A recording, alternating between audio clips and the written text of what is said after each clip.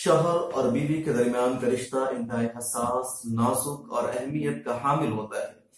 شوہر سب کچھ برداشت کر لیتا ہے لیکن اپنی غیرت کے خلاف کسی اقدام کو کبھی بھی برداشت نہیں کرتا ہے۔ گوگل پر آپ سرچ کریں گے تو ہزاروں ایسے واقعات ملیں گے کہ شوہر نے اپنی بیوی کا قتل کر دیا۔ وجہ محض یہ تھی کہ اسے اپنی بیوی پر شک تھا، اسے اندازہ تھا کہ اسے کہیں افیئر چل رہا ہے یا اس کا تعلق کہیں اور سے ہے، کسی اور مرد سے اس کی بیوی کے جنسی تعلقات ہیں۔ اس بنیاد پر ہزاروں خواتین کا قتل ہوا ہے۔ کوئی بھی شوہر، ہندو ہو، مسلمان ہو، کسی مذہب سے تعلق رکھنے والا ہو، وہ اپنی بیوی کا تعلق کسی اور سے برداشت نہیں کرتا ہے۔ زیادہ تر گوگل پر واقعات جو ہم نے سرچ کیے تو ہمیں غیر مسلموں کے ملے، سارے کے سارے ہندوز ملے جنہوں نے اپنی بیوی کا قتل کر رکھا ہے محض غیرت کے نام پر۔ اگر مسلمان مردوں کے ساتھ ایسا واقعہ پیش آتا ہے تو مسلمان قتل تو نہیں کرتا ہے لیکن طلاق دینے کا اختیار ضرور رکھتا ہے اور حق طلاق کا استعمال کرتے ہوئے اس بیوی کو اپنی زندگی سے نکال دیتا ہے۔ ان دنوں ہندوستانی میڈیا میں طلاق ثلاثہ کا موضوع زیر بحث ہے۔ 4-5 خواتین نے سپریم کورٹ کا دروازہ کھٹکھٹایا اور اب ان کے حق میں لوک سبھا سے بل بھی پاس ہو گیا ہے جس کے مطابق مسلم مرد انتہائی ظالم اور درندہ ہوتے ہیں، بیوی کو 3 طلاق دے کر اپنے گھروں سے نکال دیتے ہیں، لیکن اس میڈیا نے کبھی یہ بتانے کی کوشش نہیں کی، کبھی یہ دنیا کو نہیں بتایا گیا کہ ان مردوں نے طلاق کیوں دیا۔ وہ خاتون جس کو انہوں نے اپنی زندگی میں جگہ دی تھی، جسے انہوں نے شریک حیات بنانے کا فیصلہ کیا تھا، آخر ایسا کیا معاملہ سامنے آیا، کیا وجہ سامنے آئی جس کی بنیاد پر ایک مسلم مرد کو اپنی مسلم بیوی کو چھوڑنا پڑا، اسے طلاق دینا پڑا۔ آج ہم بتائیں گے آپ کو خبر در خبر میں یہی کہ کیوں ان لوگوں نے اپنی بیوی کو طلاق دیا۔ ہر ایک کا سلسلہ بھی ہم شروع کریں گے، لیکن آج سب سے پہلے ہم بات کرنے جا رہے ہیں عشرت جہاں کے بارے میں۔ عشرت جہاں بنگال کی رہنے والی خاتون ہے، اسے اس کے شوہر نے 3 طلاق دے دی۔ اس کے بعد اس نے سپریم کورٹ کا دروازہ کھٹکھٹایا، سپریم کورٹ سے فیصلہ یقینی طور پر اس کے حق میں آیا، یعنی سپریم کورٹ نے 3 طلاق انوالڈ قرار دے دیا کہ 3 طلاق اگر کسی نے دے دی تو وہ واقع نہیں ہوگی، اور اب اسی کے منشا کے مطابق لوک سبھا سے بل بھی پاس ہو چکا ہے جہاں طلاق ثلاثہ کو انوالڈ غیر آئینی قرار دے دیا گیا ہے، اور اسی کے ساتھ 3 طلاق دینے والوں کو 3 سال کی غیر ضمانتی طور پر جیل کی سزا بھی ہوگی۔ عشرت جہاں بل پاس ہو جانے کے بعد بی جے پی میں بھی شامل ہو گئی ہے۔ عشرت جہاں کو طلاق کیوں ہوئی، کیوں اس کے شوہر مرتضی انصاری نے اسے طلاق دی تھی، کبھی میڈیا نے بات بتانے کی کوشش نہیں کی، نہ کبھی اس کے شوہر سے اس کی رائے جاننے کی کوشش کی گئی۔ آج عشرت جہاں کے لائر سے میری بات چیت ہوئی، عشرت جہاں سے میں نے فون پر رابطہ کیا اور وجہ سامنے آئی کہ عشرت جہاں کے طلاق کی وجہ کیا تھی۔ معتبر ذرائع سے میری رپورٹ کے مطابق عشرت جہاں کا افضل نام کے شخص سے افیئر چل رہا تھا، وہ افیئر اس کے شوہر مرتضی انصاری کو برداشت نہیں ہو سکا اور اس نے طلاق دینے کا فیصلہ کر لیا۔ عشرت جہاں کی چھوٹی بیٹی نے بھی کئی مرتبہ یہ اعتراف کیا اور ویلفیئر چائلڈ کمیشن سے بات چیت کرتے ہوئے اس نے کہا کہ میری ماں کا ایک غیر شخص سے تعلق ہے، وہ شخص مجھے مارتا ہے، وہ مجھے اچھی نظروں سے دیکھنا پسند نہیں کرتا ہے، میں اپنی ماں کے ساتھ نہیں رہ سکتی۔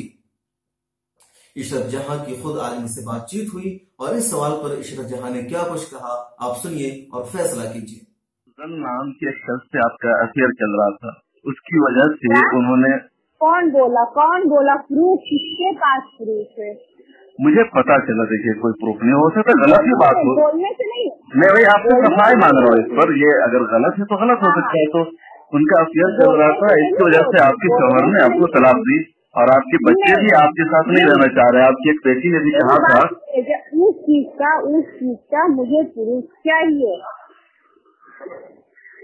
آپ کی ایک بیٹی نے بھی شاید کہا تھا کہیں کہ میری بات سنیے، 3 سال پہلے میری بیٹی نادان تھی اور 3 سال پہلے میرے بچے کو وہ لوگ لے کر چلا گیا۔ اچھا، تو آپ کی بیٹی نے مطلب ایسا کہا تھا 3 سال پہلے؟ نہیں، میری بات سنیے نا پہلے۔ اس کے بعد میرے پاس 3 سال پہلے میری بیٹی میرے پاس نہیں ہے، 3 سال پہلے اس نے لے کر چلا گیا، جھگڑے کے لڑائی کیا۔ اب بچے جب ماں کے پاس نہیں رہیں گے، بچے کو جو سکھایا جائے گا، بچے کو ایک ہی بات آپ بولیے گا تو بچے کو وہ چیز کو یاد نہیں کر لے گا۔ عشرت جہاں طلاق ثلاثہ کا معاملہ لے کر سپریم کورٹ میں گئی تھی، سپریم کورٹ سے فیصلہ اس کے حق میں آ چکا ہے، تو یہی ہونا چاہیے کہ عشرت جہاں کو مرتضی انصاری کے گھر میں لوٹ جانا چاہیے۔ مرتضی انصاری عشرت جہاں کو اپنانے کے لیے بھی تیار ہے، لیکن عشرت جہاں جانے کے لیے تیار نہیں ہے۔ वजह कुछ भी नहीं। आप सुनिए इशरत जहां की जुबानी। जो खातून सुप्रीम कोर्ट तक अपने मुकदमे को लेकर गई थी और उसका मंशा यही था कि हमारा शौहर हमें दोबारा मिल जाए, यहाँ पर जुल्म हुआ है, तो फिर आखिर वो क्यों अपने शौहर के पास दोबारा नहीं लौट रही है जबकि उसका शौहर उसे रखने के लिए तैयार है। अच्छा, दूसरा ये है कि आपके शौहर मुस्तफा, उनका नाम है गालिबन मुस्तफा, क्या नाम है? मुर्तजा अंसारी। हाँ, मुर्तजा अंसारी, वो आपको रखने के लिए आमादा है, वो चाह रहे हैं कि आप वापस जाएं उनकी ज़ौजियत में, तो आप जाना चाहेंगे उनके यहाँ? नहीं, मैं जाना नहीं चाहती, क्योंकि उसने शादी करके मैं जाना नहीं चाहती। मतलब वो वापस शादी कर ली, मैं नहीं जाना चाहती हूँ वापस उसके पास। हुकूमत का जो मंशा है कि शादी न टूटे, सुप्रीम कोर्ट का बिल के यही कि मियाँ बीवी का रिश्ता बरकरार रहे, और वो आमादा भी है, तो आपको फिर जाने में क्या प्रॉब्लम है उनके? नहीं, क्योंकि उसने दूसरी शादी कर ली है। अब उसके ऊपर क्या भरोसा कि वो इंसान मेरे साथ कुछ गलत नहीं कर सकता है। नहीं, आपके साथ कानून है, सुप्रीम कोर्ट है, कानून बन रहा है, तो फिर मैं नहीं जाना चाहती। तो फिर आप किस लिए सुप्रीम कोर्ट में मुकदमा लड़ने गई थी अगर आप उनकी ज़ौजियत में वापस नहीं जाना चाह रही है? तो गलत तरीके से फोन से तलाक दिया था। मतलब इशरत जहां बीजेपी में शामिल हो चुकी है। इशरत जहां से मेरे फोन पर बातचीत करते हुए कहा कि अब आप लीडर बनने जा रही हैं, बतौर लीडर आपका अहम कारनामा क्या होगा, किन चीजों को आप टारगेट करेंगे, किन उम्र पर काम करेंगे? तो उनका जवाब था कि हम महिलाओं के लिए काम करेंगे। मैंने उनसे सवाल कर दिया कि महिलाओं में बंगाल से ताल्लुक रखने वाले मोहम्मद अफराजुल की बीवी और बेटियां शामिल है या नहीं, जिनके बाप को कत्ल किया गया, उसकी वीडियो बनाई गई और अब तक उसके कातिल को सजा नहीं मिल सकी है। मोहम्मद अखलाक की बेटियां और बीवी शामिल है या नहीं, पहलू खान की बीवी शामिल है या नहीं, जिन्हें दरिंदों ने, बीजेपी के से ताल्लुक रखने वालों ने, भगवा दहशतगर्दों ने जिनका कत्ल किया और अब तक उन दहशतगर्दों को, उन जालिमों को सजा नहीं मिली है, तो क्या आप इन खवातीन के हक में आवाज उठाएंगे? तो उनका जो जवाब था वो इंतहाई मज़ाक़खेज़। वो कह रहे थे कि मुझे इन सब के बारे में कुछ पता ही नहीं। तो आपका पहला काम क्या होगा एज अ लीडर? मेरा सबसे पहला काम महिलाओं के लिए, सबसे पहला काम चाहे वो किसी भी धर्म की महिला है। तो महिलाओं में मेरा सवाल ये है कि आप तो अब बीजेपी में हो गई है, तो जो अफराजुल की, वो भी बंगाल से ताल्लुक है, उनकी बेटी है, उनकी बीवी है, अखलाक की फैमिली है, पहलू खान की फैमिली है, तो इन सब के लिए आप आवाज उठाएंगी बीजेपी में कि इनके कातिलों को इंसाफ मिले? क्या हुआ उनके बारे में मुझे मालूम नहीं, जानकारी। अफराजुल का कत्ल हुआ राजस्थान में, अच्छा, उसको कत्ल किया गया, उसकी वीडियो बनाई गई और फिर उसकी 3 बेटियां हैं, उनके बच्चे हैं और उनके कातिल की भी अभी तक सजा नहीं मिली है। पहलू खान का कत्ल हुआ राजस्थान में, आपको तो पता होगा, तो नेशनल खबरें बनी है, हर जगह आती है। मोहम्मद अखलाक का कत्ल हुआ। सॉरी, मुझे इस बारे में मालूम नहीं। तो इशरत जहां से मेरा एक और सवाल था कि क्या आप सिर्फ मुस्लिम महिलाओं के लिए काम करेंगी या तमाम महिलाओं के लिए काम करेंगी?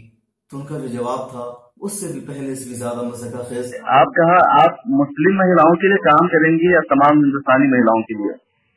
तमाम हिंदुस्तानी महिलाओं के लिए। तो क्या आप ये वज़ीर आज़म साहब की जो वाइफ है जसूदा बीन, उनके लिए आवाज उठाएंगे कि वज़ीर आज़म साहब उनको भी बीवी का मुकम्मल हक दें, क्योंकि उनको उन्होंने छोड़ रखा है और 18 लाख हिंदू खवातीन हैं? इसके बारे में मुझे नहीं मालूम।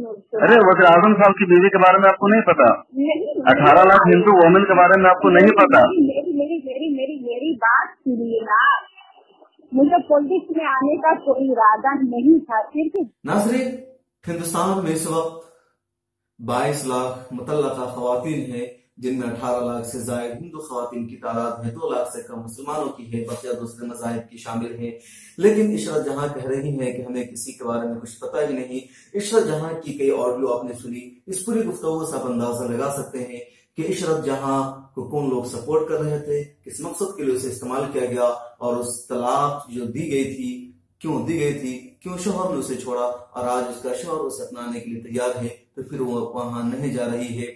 पूरी कहानी बता रही है कि प्रोपेगेंडा किया गया, एक साजिश की गई, اسلامی شریعت کو بدنام کرنے کے لیے، مسلمانوں کو بدنام کرنے کے لیے، اور پھر مودی کے یہاں جا کر ان خواتین نے پناہ ڈھونڈی جو دعویٰ کیا گیا، اور اس طرح مسلمانوں کو بدنام بڑے پیمانے پر کیا گیا، اور یہ سلسلہ اور بھی جاری رہے گا۔